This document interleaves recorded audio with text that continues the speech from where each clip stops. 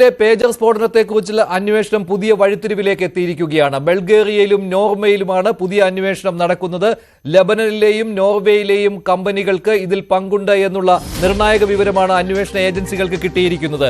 ഇതിൽ ബൾഗേറിയയിൽ രജിസ്റ്റർ ചെയ്തിരിക്കുന്ന കമ്പനിയുടെ ഉടമ മലയാളിയായ റിൻസൺ ജോസിന്റെ ഉടമസ്ഥതയിലുള്ള നോർട്ട ഗ്ലോബൽ എന്ന കമ്പനിക്ക് ഈ പേജർ നൽകുന്നതിൽ ഇടനിലക്കാരുടെ റോൾ ഉണ്ടായിരുന്നു എന്നുള്ള സംശയമാണ് ബലപ്പെടുന്നത്. ഇതേക്കുറിച്ചുള്ള അന്വേഷണം ഇപ്പോൾ ബൾഗേറിയയിൽ തുടരുന്നുണ്ട്. അതേസമയം തന്നെ നോർവേ സർക്കാരും ഇതേക്കുറിച്ചുള്ള അന്വേഷണം നടത്തി വരികയാണ്. റിൻസൺ ജോസിനെ കാണാനില്ല എന്നുള്ളതാണ് ഏറ്റവും പ്രധാനപ്പെട്ട വിവരം. ഇയാൾക്ക് വേണ്ടിയുള്ള അന്വേഷണം തുടരുകയാണ് ബൾഗേറിയയിൽ. അന്വേഷണ ഏജൻസി ബൾഗേറിയയിലാണ് ഈ കമ്പനി രജിസ്റ്റർ ചെയ്തിട്ടുള്ളത്. എന്നാൽ കമ്പനിയുടെ ഓഫീസോ അല്ലെങ്കിൽ വെബ്സൈറ്റോ ഒന്നും ഇപ്പോൾ പ്രവർത്തനത്തിൽ ഇല്ല എന്നുള്ളതാണ് ഇപ്പോഴത്തെ വിവരം. റിൻസൺ ജോസിന്റെ കമ്പനി നിരീക്ഷണത്തിലാണ്. റിൻസൺ ജോസിനെ കുറിച്ചുള്ള വിവരങ്ങൾ തേടിക്കൊണ്ടിരിക്കുകയാണ് ഇപ്പോഴും അന്വേഷണ ഏജൻസികൾ. ഒരു ഇമിഗ്രേഷൻ കൺസൾട്ടൻസിയിൽ ജോലി നോക്കിയിരുന്ന റിൻസൺ ജോസ് 2015 നോർവേയിൽ താമസമായത്. നോർവീജിയൻ പൗരത്വമാണ് റിൻസൺ ജോസിന് ഉള്ളത്. വയനാട് സ്വദേശിയാണ് റിൻസൺ ജോസ്. കൂടുതൽ വിവരങ്ങൾ റിൻസൺ ജോസിനെ കുറിച്ച് ഉണ്ടെങ്കിലും അതിൽ പല വിവരങ്ങളും പുറത്തുവിടാൻ ബുദ്ധിമുട്ടുള്ളതാണ്. അവരുടെ റിൻസന്റെ കുടുംബത്തിന്റെ സുരക്ഷ കൂടി കണക്കിലെടുത്തുകൊണ്ടാണ് ഇത്. എന്തായാലും ലെബനനിൽ പേജർ സ്ഫോടനം നടന്നതിന് പിന്നാലെ തായ്വാൻ കമ്പനിയായിരുന്നു സംശയ നിഴലിൽ നിന്നിരുന്നത്. പേജർ ഉണ്ടാക്കുവാനുള്ള ലൈസൻസ് ഉണ്ടായിരുന്ന തായ്വാൻ കമ്പനി. എന്നാൽ അവിടെ നിന്ന് അന്വേഷണം ബൾഗേറിയയിലേക്ക് നീങ്ങുകയായിരുന്നു. തുടർന്ന് നോർവേയിലേക്കും അന്വേഷണം നീങ്ങിയപ്പോഴാണ് റിൻസൺ ജോസ് എന്ന മലയാളിയുടെ കമ്പനി സംശയ നിഴലിൽ ആയത്. ഇടനിലക്കാരന്റെ റോൾ ഇക്കാര്യത്തിൽ റിൻസൺ ജോസിന്റെ കമ്പനിക്കുണ്ട് എന്നുള്ള സംശയമാണ് ഇപ്പോൾ ഉയർന്നിരിക്കുന്നത്. രഞ്ജിത്ത് രാമേന്ദ്രൻ ചേരുകയാണ് കൂടുതൽ വിവരങ്ങളുമായി ന്യൂസ് ഡെസ്കിൽ നിന്ന്. രഞ്ജിത്ത്, ഇപ്പോൾ ഏറ്റവും ഒടുവിലും റിൻസൺ ജോസ് എവിടെയാണ് എന്ന കാര്യത്തിൽ അന്വേഷണ ഏജൻസികൾക്ക് വിവരം കിട്ടിയിട്ടില്ലല്ലോ. പക്ഷേ റിൻസനെ ഈ ഇടപാടുമായി ബന്ധിപ്പിക്കുന്ന എന്തെല്ലാം കാര്യങ്ങളാണ് ഇപ്പോൾ ഈ അന്വേഷണത്തിന്റെ ഭാഗമായി നടന്നുകൊണ്ടിരിക്കുന്നത്? ഈ റിൻസനെ കുറിച്ച് നമുക്ക് റിൻസന്റെ കുടുംബ പശ്ചാത്തലവും റിൻസൺ എവിടെയാണ്, റിൻസന്റെ സഹോദരങ്ങളെക്കുറിച്ചും റിൻസന്റെ മാതാപിതാക്കളെക്കുറിച്ചും ഒക്കെയുള്ള വിവരങ്ങൾ ഇതിനകം തന്നെ അന്വേഷണ ഏജൻസികൾ ശേഖരിച്ചു. നമുക്കും അതിന്റെ വിശദാംശങ്ങൾ ലഭ്യമായിട്ടുണ്ട്. പക്ഷേ ചില പ്രശ്നകാരണങ്ങൾ കൊണ്ട് തന്നെ, കാരണം അന്താരാഷ്ട്ര ബന്ധമുള്ള വലിയ തോതിൽ ഉള്ള ഒരു കേസ് ആണ് ഇതെന്ന് കൂടി ഇതിനോട് ചേർത്ത് വെക്കണം. അതുകൊണ്ട് തന്നെ അത് തൽക്കാലം നമ്മളവിടെ സ്വകാര്യത അടക്കമുള്ള കാര്യങ്ങൾ പുറത്തേക്ക് വിടുന്നില്ല. 2009 ഈ റിൻസൺ ഇത്തരത്തിൽ അവിടെ നോർവേയിൽ എത്തിയത് എന്നുള്ള പ്രധാനപ്പെട്ട വിവരമാണ് ഈ ഘട്ടത്തിൽ നമുക്ക് നൽകാനുള്ളത്. റിൻസന് ഒരു കോ ബ്രദറുണ്ട്. ഇരട്ട സഹോദരങ്ങളാണ് ഇവർ. മാലിദ്വീപ്സിൽ ഇടയ്ക്ക് ഉണ്ടായിരുന്നു. അവിടെ നിന്നാണ് നോർവേയിലേക്ക് പോകുന്നത്. പിന്നീട് ഈ കോ ബ്രദർ UK പോയി എന്നാണ് നമുക്ക് ലഭിക്കുന്ന വിവരം ഈ ഘട്ടത്തിലുള്ളത്. ഈ റിൻസൺ അന്ന് അവിടെ 2 മാസ്റ്റേഴ്സ് ഡിഗ്രികൾ അവിടെ എടുത്തിരുന്നു. അവിടെ പഠിക്കാനും മറ്റ് പ്രവർത്തനങ്ങളിലുമൊക്കെ വളരെ പ്രഗത്ഭനായ ഒരു വിദ്യാർത്ഥി കൂടിയായിരുന്നു റിൻസൺ എന്ന വിവരങ്ങൾ നമുക്ക് ലഭ്യമാകുന്നുണ്ട്. അങ്ങനെയാണ് 2017 ഒരു കമ്പനി ആരംഭിക്കുന്നത്. ഈ കമ്പനി പിന്നീട് നിർത്തുകയും പിന്നീടാണ് നോർവേയിൽ തന്നെ നോർട്ട ഗ്ലോബൽ ലിമിറ്റഡ് എന്ന കമ്പനി ആരംഭിക്കുകയും ചെയ്ത പശ്ചാത്തലം ഒരുങ്ങുന്നത്. ഈ നോർട്ട ഗ്ലോബൽ ലിമിറ്റഡ് ആണ് ഇപ്പോൾ ആരോപണ വിധേയമായ കമ്പനി. അത് 2022 ഈ കമ്പനി അവിടെ സ്റ്റാർട്ട് ചെയ്തത്. ഈ 2022 റിൻസൺ കേരളത്തിലെത്തിയിരുന്നു എന്നുള്ള പ്രധാനപ്പെട്ട വിവരവുമുണ്ട്. മറ്റൊരു കാര്യം മഞ്ജുഷ, റിൻസൺ അവിടുത്തെ മലയാളി അസോസിയേഷനുമായൊക്കെ വളരെ അടുത്ത ബന്ധമുള്ള ഒരാൾ കൂടിയാണ്. ഈ സമീപ ദിവസം ഒരാഴ്ചയ്ക്ക് മുമ്പ് നടന്ന ഓണാഘോഷ പരിപാടിയിൽ റിൻസന്റെ സജീവ സാന്നിധ്യം ഉണ്ടായിരുന്നു. ഏതായാലും റിൻസനെ പരിചയമുള്ള ഒരുപാട് മലയാളികൾ നമുക്കടക്കം മെസ്സേജ് അയക്കുന്നുണ്ട്.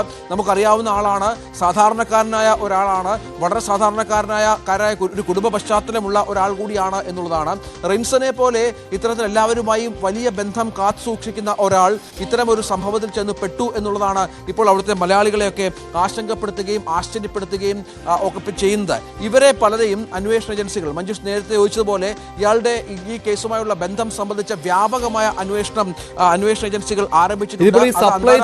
സപ്ലൈ ചെയിനിൽ ഇയാളുടെ കമ്പനിയും ഈ റിൻസന്റെ കമ്പനിയും ഉണ്ട് എന്നാണല്ലോ ഏറ്റവും ഒടുവിൽ കിട്ടിയിരിക്കുന്ന വിവരം. 2 ഷെൽ കമ്പനികളെങ്കിലും മൊസാദ് ഇതിനു വേണ്ടി ഉണ്ടാക്കിയിട്ടുണ്ട്. വർഷങ്ങൾ നീണ്ട ആസൂത്രണമാണ് ഈ പേജറുകൾ കൈക്കലാക്കുവാനും അവിടെ സ്ഫോടക വസ്തുക്കൾ പേജറുകൾ നിറയ്ക്കുവാനും ഹിസ്ബുള്ളയ്ക്ക് അത് വിൽക്കുവാനും.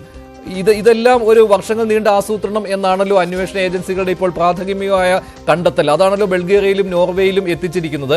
ഇവിടെ ഈ സപ്ലൈ ചെയിന്റെ ഒരു ഭാഗമായി റിൻസൺ ജോസിന്റെ കമ്പനി ഉണ്ടായിരുന്നു എന്ന് പറയുമ്പോൾ ഇത് അറിഞ്ഞോ അറിയാതെയോ ഉള്ള പങ്കാളിത്തം എന്ന രീതിയിൽ തന്നെയാണല്ലോ ഇപ്പോഴും വരുന്നത്. ഈ ഹംഗറി ആസ്ഥാനമായി പ്രവർത്തിച്ചിരുന്ന ഒരു കമ്പനി, അതായത് BAC എന്ന കൺസൾട്ടിംഗ് ഇടനിലക്കാരെ പ്രവർത്തിച്ചാണ് മഞ്ജുഷ ഈ പേജറുകൾ ഹിസ്ബുള്ളയ്ക്ക് കൈമാറുന്നത് എന്നുള്ളതാണ്. BAC ഒരു കൺസൾട്ടിംഗ് സ്ഥാപനം എന്നത് മാത്രമാണ്. ഈ ജിൻസന്റെ കമ്പനി ഗ്ലോബൽ, നമുക്കറിയാം നോർട്ട ഗ്ലോബൽ പ്രൈവറ്റ് ലിമിറ്റഡ് എന്ന കമ്പനിയാണ്. ഇവർക്കും ഈ പേജറുകൾ നിർമ്മിക്കാനുള്ള ഒരു സാങ്കേതിക വിദ്യ ഒന്നുമില്ല. ഇവരും ഈ പറഞ്ഞതുപോലെ ഒരു ഷെൽ കമ്പനിയായി പ്രവർത്തിക്കുകയായിരുന്നു. ഇപ്പോൾ നമുക്ക് ലഭിക്കുന്ന, ഒപ്പം അന്വേഷണ ഏജൻസികളടക്കം ഇത്തരത്തിൽ ഇന്റർനാഷണൽ മാധ്യമങ്ങളടക്കം പുറത്തുവിടുന്ന വിവരം എന്നുള്ളത് ഈ മൊസാദ് ഇവരെയൊക്കെ ടൂളുകളായി ഉപയോഗിക്കുകയാണ്. കാരണം ഇതിന്റെ നിർമ്മാണവും ഇത് സ്ഫോടക വസ്തുക്കൾ നിറച്ചതുമൊക്കെ മൊസാദിന്റെ നിയന്ത്രണത്തിലായിരുന്നുവെന്നും ഈ കമ്പനികൾ വഴി ഈ ഹിസ്ബുള്ള അടക്കമുള്ള ആളുകളെ കോൺടാക്ട് ചെയ്ത് അവരിൽ നിന്ന് ഓർഡറുകൾ ശേഖരിച്ച് പേജറുകൾ നിർമ്മിച്ചു നൽകുകയായിരുന്നു. അതിൽ ഏറ്റവും കൂടുതൽ നിയന്ത്രണം, അതിന്റെ നിർമ്മാണ പ്രവർത്തനങ്ങളിലൊക്കെ നിയന്ത്രണം ഉണ്ടായിരുന്നത് മൊസാദ് ആയിരുന്നു എന്ന കാര്യത്തിലാണ് ഇപ്പോൾ ഏതാണ്ടൊരു വ്യക്തത കൈവരുന്നത്.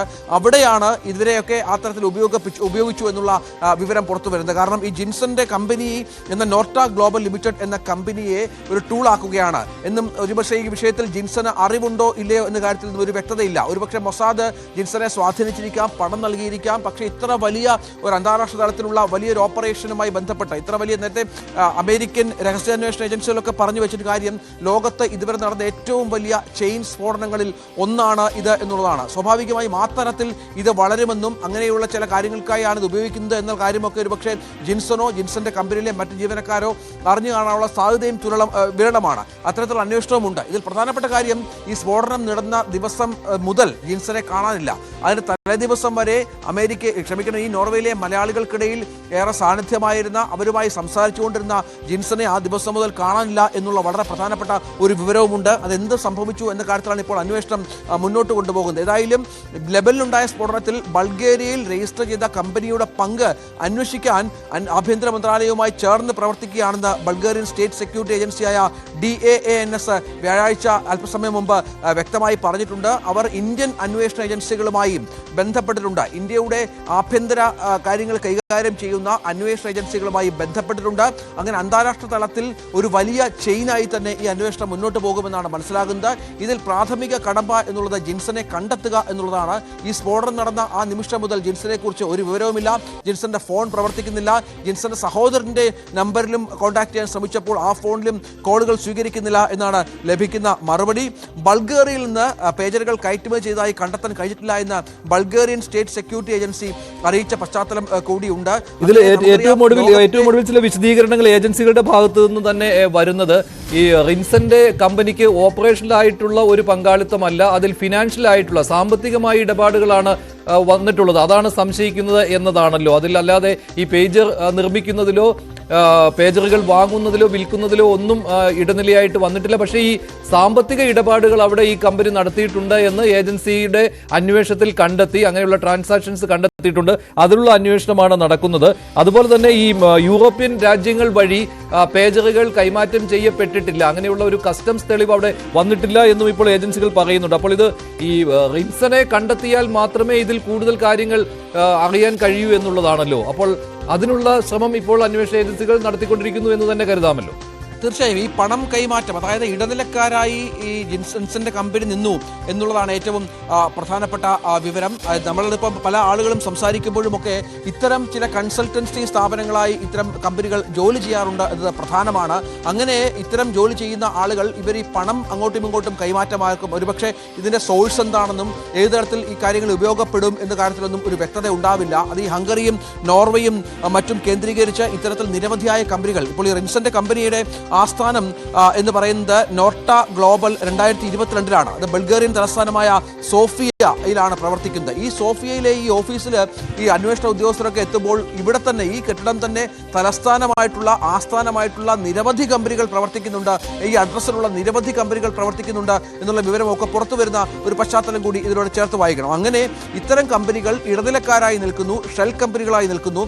ഈ പണം കൈമാറ്റത്തിന് ഇവരെ ടൂളായി ഉപയോഗിക്കുന്നു. ഈ മൊസാദ് പോലുള്ള സംഘടനകളുടെ ഓപ്പറേഷൻ നമുക്കറിയാം. ഇറാനിലും ഇറാഖിലും മറ്റും അവർ നടത്തിയ വിവിധ സ്ഫോടനങ്ങൾ, വിവിധ കൊലകൾ, പലരെയും വധിച്ചതുമൊക്കെ നമുക്കറിയാം ഒരു സെക്കൻഡ് പോലും ആരാണെന്ന് പോലും മനസ്സിലാക്കാതെ വളരെ പെട്ടെന്ന് ഓപ്പറേഷൻസ് നടത്തി മടങ്ങുന്ന ഒരു സംവിധാനമാണ് ഇവിടെ ആകട്ടെ ഏതാണ്ട് 3500ഓളം ആളുകളെ ജീവിതകാലം മുഴുവൻ അംഗഭംഗം വരുത്തക്ക വിധത്തിലുള്ള സ്ഫോടനങ്ങൾ നടന്ന പശ്ചാത്തലത്തിൽ ഏതാണ്ട് രണ്ട് വർഷത്തോളം നീണ്ട ആസൂത്രണം അത് ഈ പേജർ നിർമ്മിക്കുന്നതിലും സ്ഫോടക വസ്തുക്കൾ ഉപയോഗിക്കുന്നതിലുമൊക്കെ നടത്തിയിരുന്നു എന്നുള്ളത് വ്യക്തമായി പുറത്തു വരുന്ന പശ്ചാത്തലമുണ്ട്. അതിനോടൊപ്പം ചേർത്താണ് ഈ പണം കൈമാറ്റത്തിന് ഈ മൊസാദുമായുള്ള ഈ പണം കൈമാറ്റം അല്ലെങ്കിൽ ഈ ഹിസ്ബുള്ളയുമായുള്ള പണം കൈമാറ്റത്തിൽ ഇടനിലക്കാരായി നിന്ന ഒരു കമ്പനി എന്ന് തന്നെയാണ് നമുക്ക് ലഭ്യമാകുന്ന വിവരം. പക്ഷേ ഇതിലൊക്കെ ഒരു വ്യക്തത വരണം എന്നുണ്ടെങ്കിൽ ഇയാളെ കണ്ടെത്തണം, റിൻസനെ കണ്ടെത്തണം, അതിനുള്ള ശ്രമങ്ങൾ പുരോഗമിക്കുന്നു. ശരി രഞ്ജിത്താണ് വിവരങ്ങൾ നൽകിയത്. ഇപ്പോഴും പല വിവരങ്ങളും വന്നുകൊണ്ടിരിക്കുകയാണ്. അന്താരാഷ്ട്ര മാധ്യമങ്ങളിൽ നിന്ന് ബൾഗേറിയൻ മാധ്യമങ്ങളും നോർവീജിയൻ മാധ്യമങ്ങളും ഇതേക്കുറിച്ചുള്ള നോർട്ട ഗ്ലോബലിനെ കുറിച്ചും ഉള്ള വിവരങ്ങൾ നൽകിക്കൊണ്ടിരിക്കുന്നുണ്ട്. അതേക്കുറിച്ചുള്ള അന്വേഷണ ഏജൻസികളുടെ തുടരന്വേഷണങ്ങൾ ഇപ്പോഴും നടന്നുകൊണ്ടിരിക്കുകയാണ്. എന്നാൽ റിൻസൺ ജോസ് എവിടെയാണ് എന്നുള്ള വിവരം ഇതുവരെ അന്വേഷണ ഏജൻസികൾക്ക് കണ്ടെത്തുവാൻ കഴിഞ്ഞിട്ടില്ല. മലയാളിയാണ് റിൻസൺ ജോസ്.